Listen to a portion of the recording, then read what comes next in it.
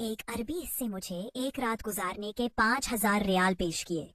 हालांकि मैं शादीशुदा थी, फिर भी मेरी नीयत बदल गई और मैं इस रात इसके घर रुक गई। वो अरबी कम नजर आने वाला शख्स था, लेकिन जब मैं इसके घर रुकी तो मेरा दिल धक से रह गया, क्योंकि मैं अपने शौहर के साथ सऊदी अरब के शहर रियाज में एक छोटे से फ्लैट में रहती थी। हमारी जिंदगी बहुत मुश्किल थी। मेरा शौहर अहमद बैटरी में मजदूरी करता था और उसकी माहाना आमदनी बमुश्किल 2,000 रियाल होती थी।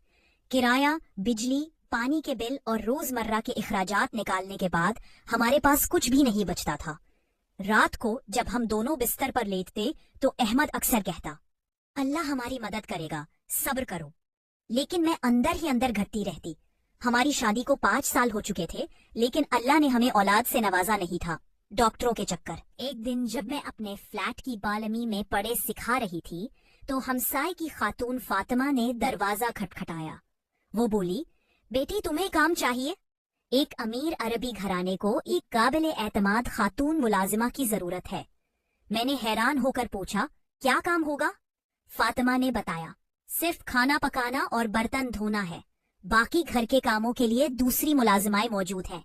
तनख्वाह है 5,000 रियाल माहाना होगी। मैंने अपने शौहर से मशवरा किया तो वो फौरा राजी हो गया। अगले दिन सुबह 10 बजे मैं फातिमा के साथ इस अरबी घराने के घर पहुंची। घर एक बड़ी इमारत की 4थी मंजिल पर था। दरवाजा खटखटाने पर एक उम्र रसीदा खातून ने दरवाजा खोला। उन्होंने अपना तारुफ कराया। मैं सलमान, इस घर की मुलाजिमा हूँ। आप ही नई मुलाजिमा हैं?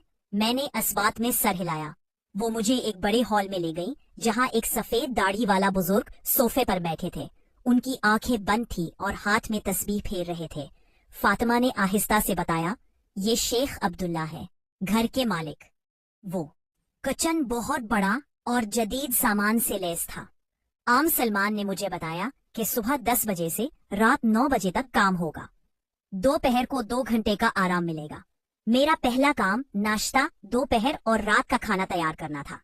जब मैं किचन से बाहर निकली तो एक छोटी सी बच्ची को देखा। उसकी उम्र तकरीबन 10 साल होगी। उसके चेहरे पर उदासी थी। मैंने सलमान से पूछा, ये बच्ची कौन है? उसने जवाब दिया, ये शेख अब्दुल्ला की बेटी लैली है। उसकी माँ का इंतकाल हो चुका है। मुझ पर एक अजीब सी कैफियत तारी हो गई। मैं बच्ची के करीब गई और उसके सर पर हाथ रखा। वो मेरी तरफ देखने लगी। मुस्कुरा कर पूछा, तुम्हारा नाम लैली है?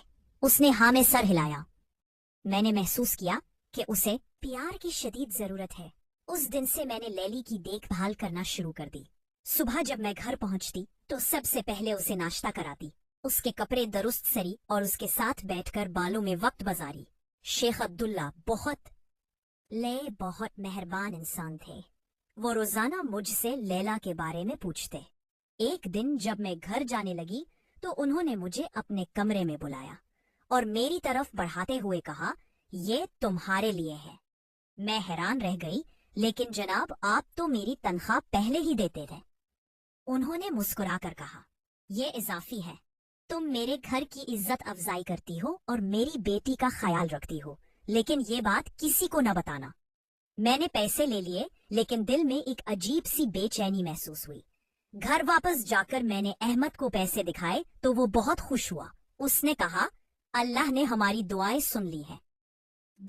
लेकिन मैं सोचती रही कि शेख अब्दुल्ला ने मुझे ये पैसे क्यों दिए हैं? क्या उनके दिल में कोई और इरादा था? लेकिन फिर मैंने सोचा कि वो तो नाबीना है और उम्र में मेरे वालिद के बराबर हैं। कुछ दिन बाद जब मैं लैला को कहानी सुनाने बैठी तो उसने अचानक मुझे गले लगा लिया और कहा, आमना खाला, आप मेरी अम्मी बन जाओ। मैंने उसे चिमटा कर प्यार किया। उस दिन मुझे पहली बार महसूस हुआ कि अल्लाह ने मुझे औलाद नहीं दी तो शायद इसलिए कि वो मुझे लैला जैसी बेटी देना चाहता था।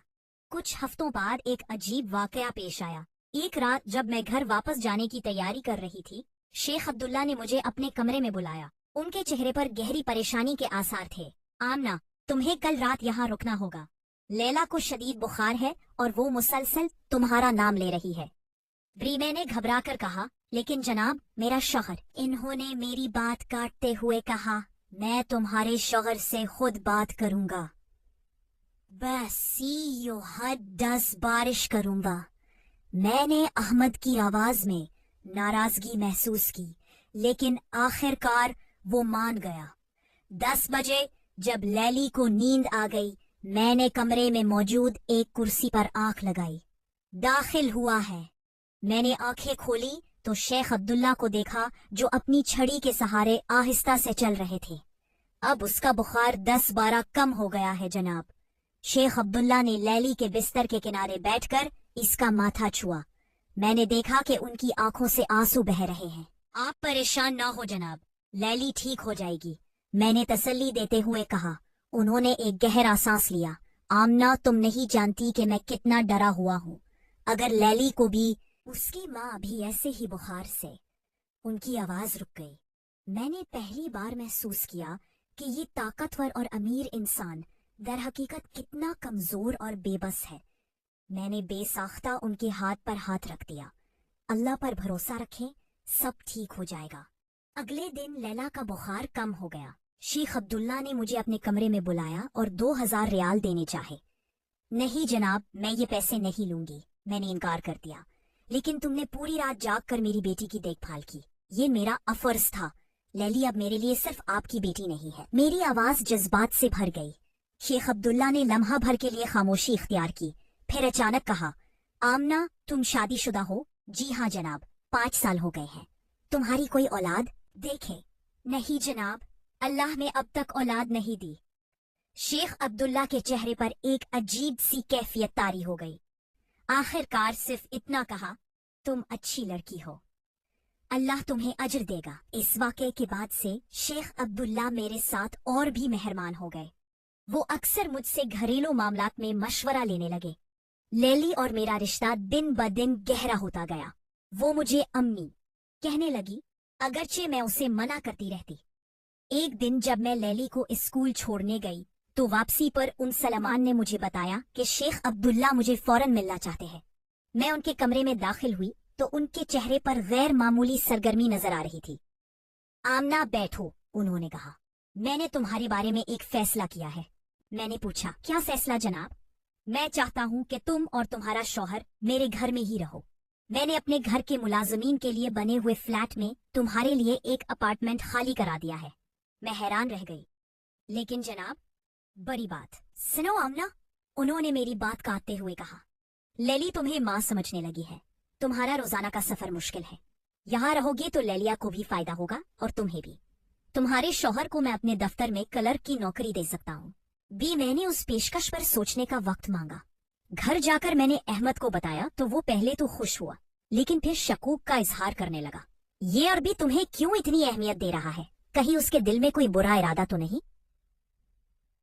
मैंने अहमद को यकीन दिलाया कि शेख अब्दुल्ला एक बाइज्जत बुजुर्ग है जिन्हें सिर्फ अपनी बेटी की फिक्र है।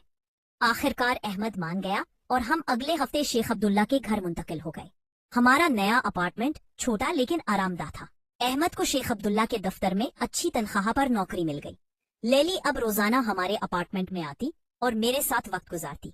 एक दिन जब मैं लैलिया को कहानी सुना रही थी, उसने अचानक पूछा, अम्मी, क्या आप हमेशा मेरे साथ रहोगी?